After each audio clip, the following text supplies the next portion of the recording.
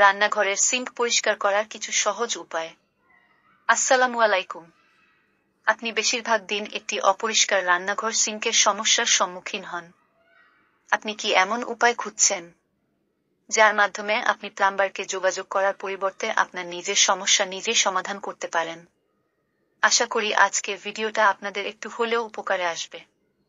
যদি আমার ভিডিও থেকে একটু উপকার পান তাহলে অবশ্যই আমার চ্যানেলটা সাবস্ক্রাইব করার অনুরোধ রইল।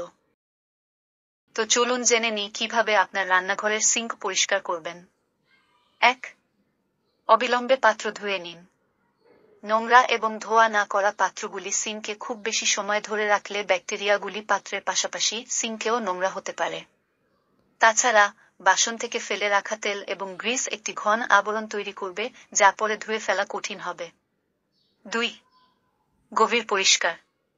প্রতিটি রান্নাঘরের সিঙ্ক 15 দিনের মধ্যে একবার পরিচ্ছন্নতার প্রয়োজন হয়।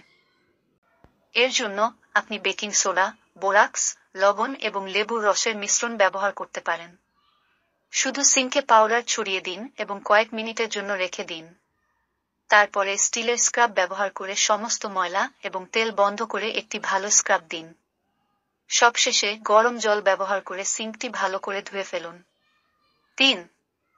ব্যবহারের পরে সিঙ্ক পরিষ্কার করুন।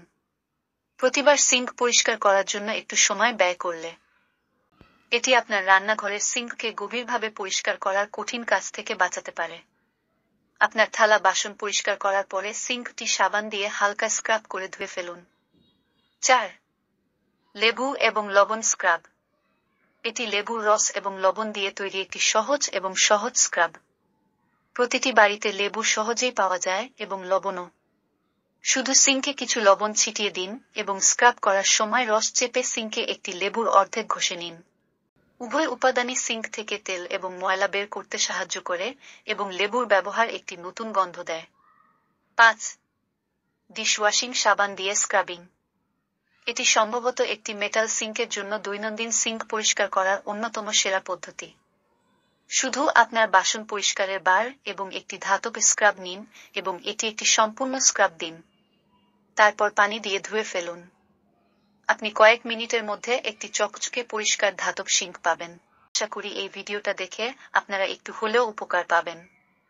যদি আমার ভিডিও থেকে একটু উপকার পান তাহলে অবশ্যই আমার চ্যানেলটা সাবস্ক্রাইব করার অনুরোধ রইল।